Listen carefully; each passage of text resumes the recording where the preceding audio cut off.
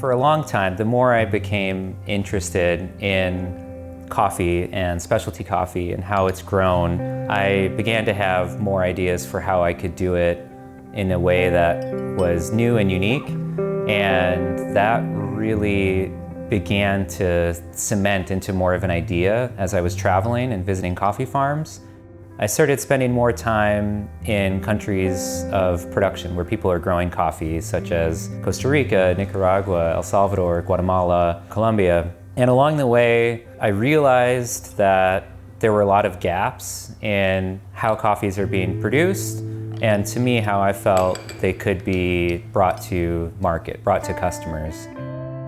And some of that was stories about the people, stories about the coffees, and some of it had to do more with specifics about batches or coffees that I felt from a flavor standpoint were really compelling. So for Ruby, I saw a lot of those coffees. I saw a lot of those producers, and they were an inspiration. A lot of the industry is more blend dominant, and what we focus on really heavily is what we in the industry call single origin coffees. So recently we had those two coffees on our menu from Duvan and Auvert Rivera. And, so that's more than a single origin or generic coffee from, hey, this is our Colombian coffee. This is who these people are. This is what makes their coffees unique. We're proud to bring that to the table.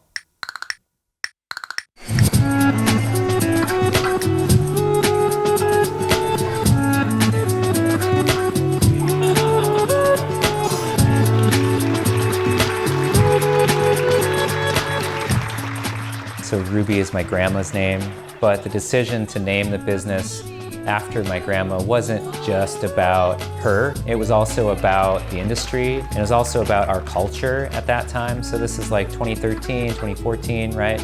A lot of brands at that time were still pretty heavy on the masculine, strong names. And we just felt, hey, there's something missing here. And I had this idea of colorful coffees being a slogan, because to me, I wanted it to represent all of our coffees and to say, look, what we focus on is just coffees that are distinct, coffees that have character, coffees that have flair and delicate qualities, and they're all colorful coffees.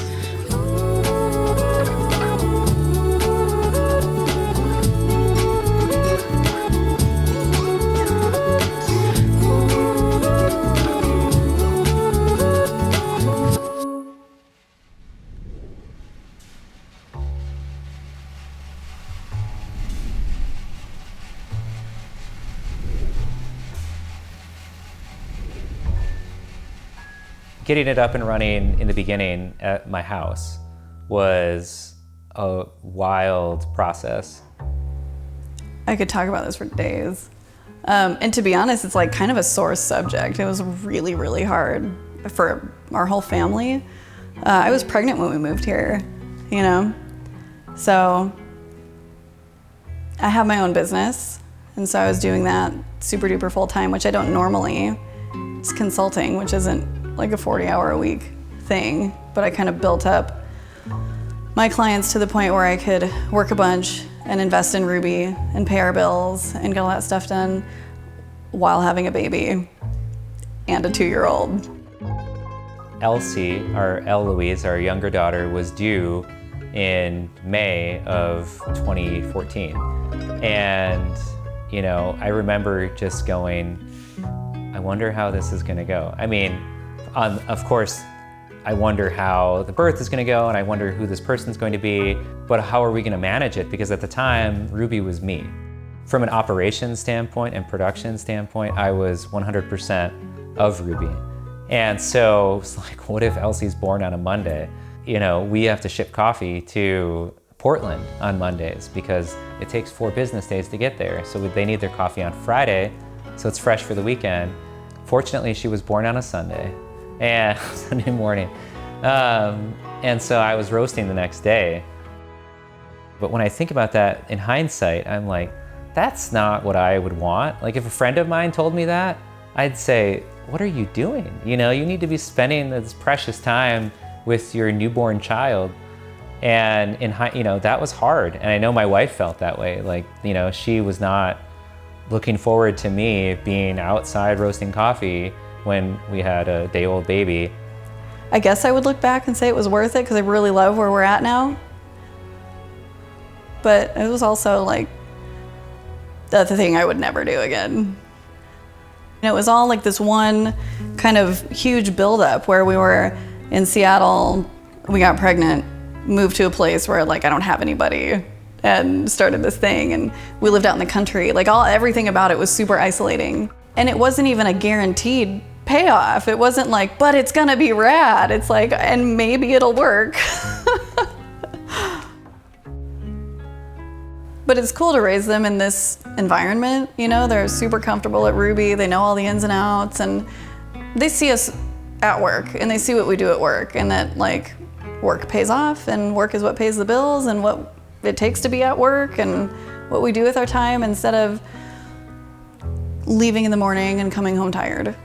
You know what I mean? There's context there, and they understand what a day of work is like, which I think for the whole of human history, kids had that context, and now we've lost that bit of information passing down to the next generation, I think a lot of kids probably have a hard time adjusting to jobs because they've never seen their parents do it.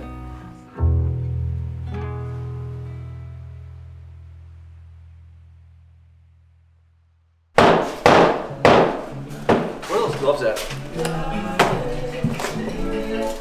And we're gonna pour Trevor about a 5-inch slump. When it was time to start building, we started working with Judah, and I'm really glad, and I've always kind of had this in my mind that we should do this project. He did the tasting room, like the whole facility actually.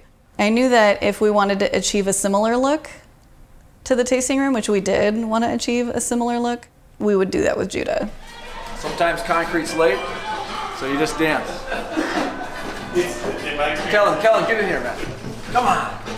I'm feeling rigid. Concrete countertops will give you peace and happiness. You know what I mean? Getting in the zone.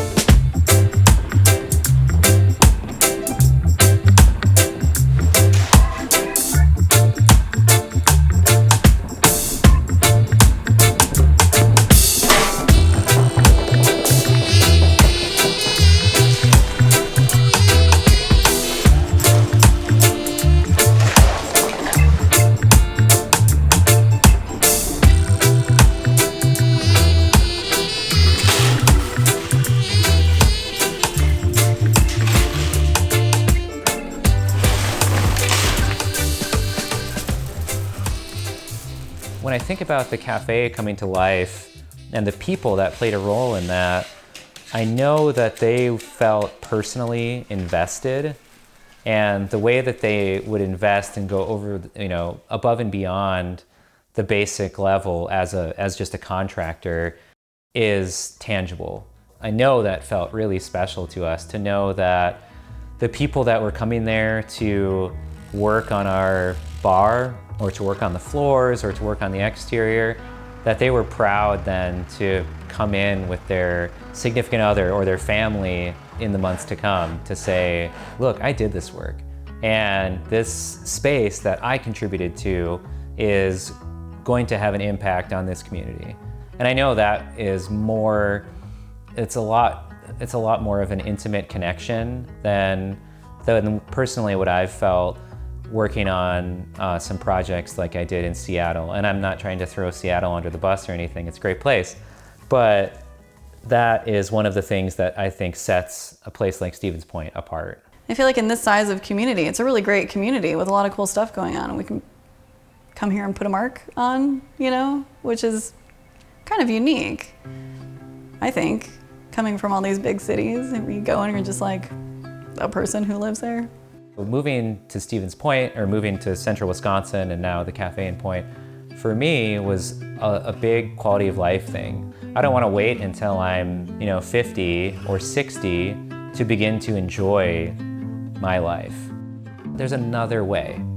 I know that as a kid growing up here, for me personally, I felt like when I was going to graduate high school, I was going to go to college, probably in a bigger city, and then I was going to do whatever, professional career.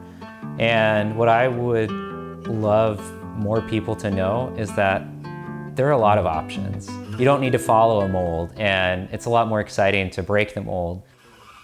For me, it just feels so exciting to see the way that we did break the mold, to say, look, we can roast coffee from a garage in Portage County and ship it nationwide, and we can use the internet, we can use social media, we can use creative marketing to tell the stories, and for it to go from a garage to go to Nelsonville, and then to expand to, hey, we just bought a building in Stevens Point, and now we have a cafe, and to watch that message spread has now given us this confidence to say, it can be done.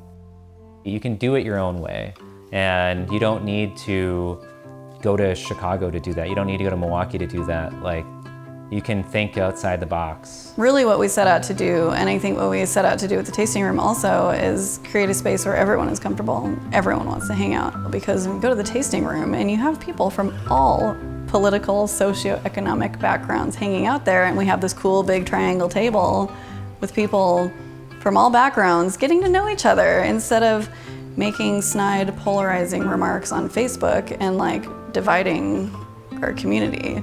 People come and sit together and actually get to know each other face to face, which, if I were to be trying to make a statement with my actions, I would think that bringing people together to see each other and remember that we're all part of the same community is probably the best work we can do.